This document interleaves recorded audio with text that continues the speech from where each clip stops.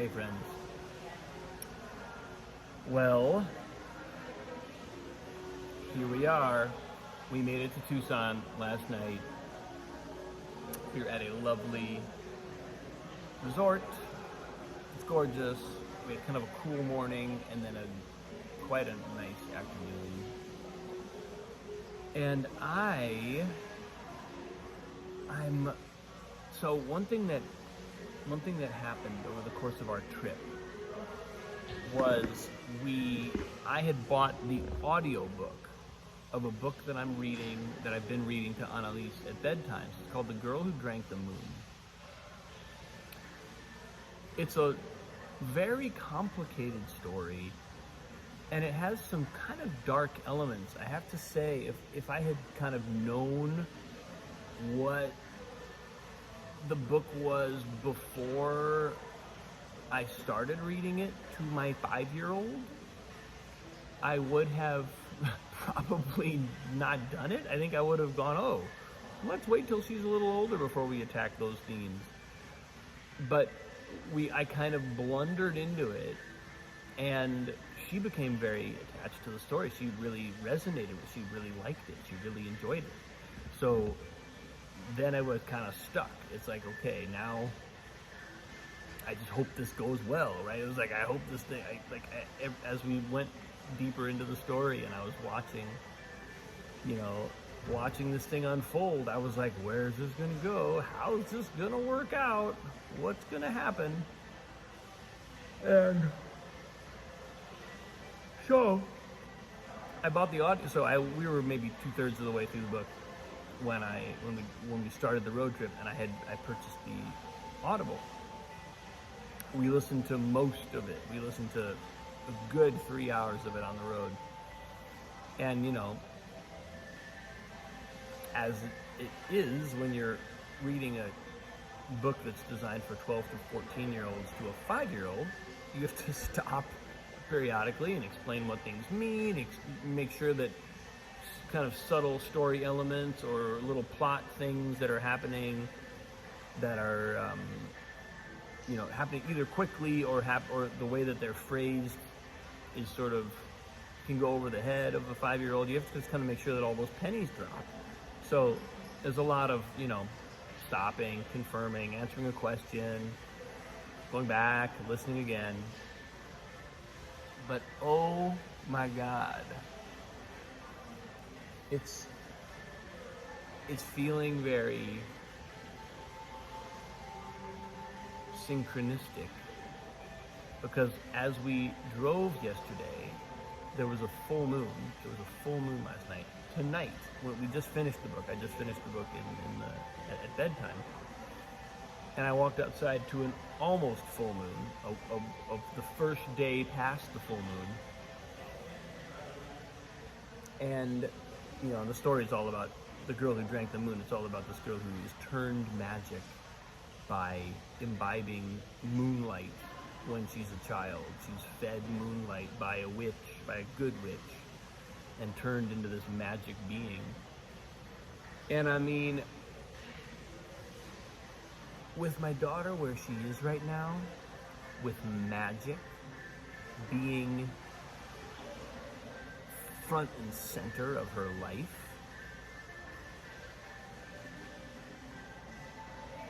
it was a remarkable story. A remarkable story. And listening to the way that Annalise anticipated elements of the story. She anticipated that some people were going to get thrown in jail, and she was right. It was, and then there were these elements, these ways in which a 5-year-old intuition just gets how magic works. In a way that, a fully, this is a Newbery Award-winning book. It's like that level of really just beautiful, elegant world building and mythology building that a really skilled author does, it was like it was just second nature to Annalise. I kept trying to make sure that she was following, and she was like totally following, and sometimes a step ahead. Sometimes had an anticipatory thought about where it was going. And so I partly felt vindicated in that I'd made the selection to read this book to her. The way it worked out is beautiful. It's a really, really beautiful ending. And so I felt somewhat vindicated in the initial choice that I made, which I didn't know how that was going to go. But also, I was just so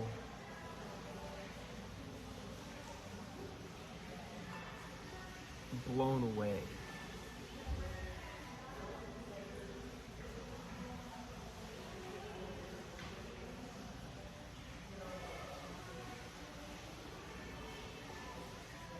Because I'm watching a young mind start to understand things like why someone would give their life in order to save someone else, or in order to protect their family or their people. Themes that are big, themes that are, I mean, we can, as adults, we can sort of discuss them on an intellectual level and we get it, but to really just kind of viscerally feel the import of decisions like that being made by characters that we're invested in.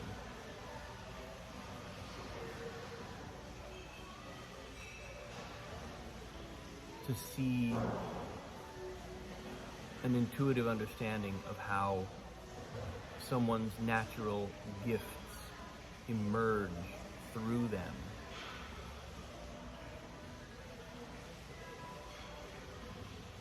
And all the analogies, to kind of have a chance to discuss all the analogies that there are between the way a little girl with magic in a book comes into a knowledge of her own capacities, and the way that a real little girl in the world begins to understand her own capacities.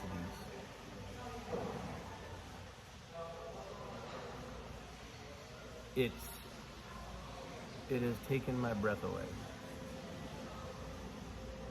And of course she was so sad when it was over.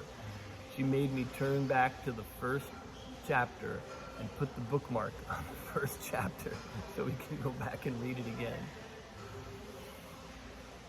Oh. And I have noticed, and I think I've spoken about this in my video posts, probably even recently, I've noticed a real gift for narrative, for following narrative, for creating narrative. There's a real gift in my daughter for that. And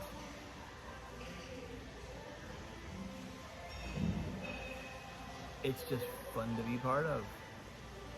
It's just fun to be watching that awareness blossom and to be feeding it. I mean, the cool thing is, she's 5 and I'm reading her books that I can get way into. I was hooked on this story. Completely hook, line, and sinker. So, that's cool. She still likes to read, picture books, kids' books, occasionally at bedtime. But more often than not, she wants to read something that's 300 or 400 pages and has a kind of like, epic level narrative to it. That's fun.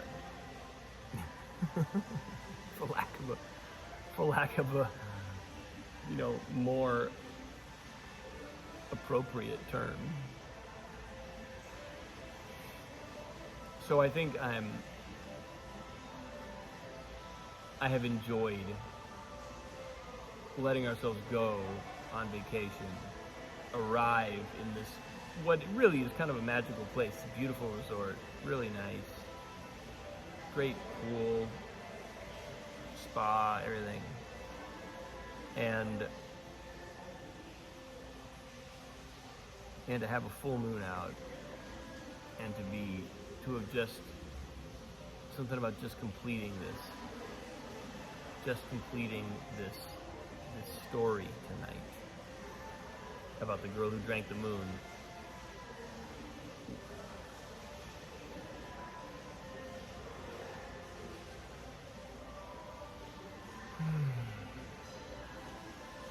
It's just incredibly nourishing.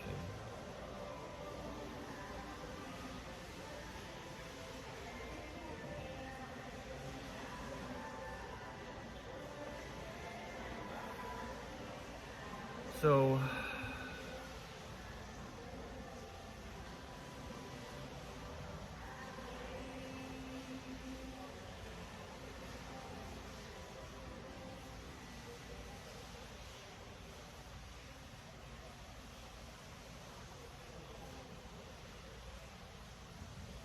that's where I am today, folks.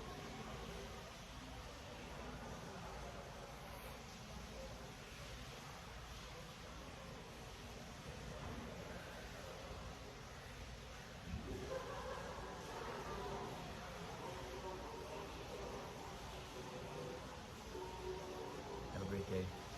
I'll see you soon. I appreciate you.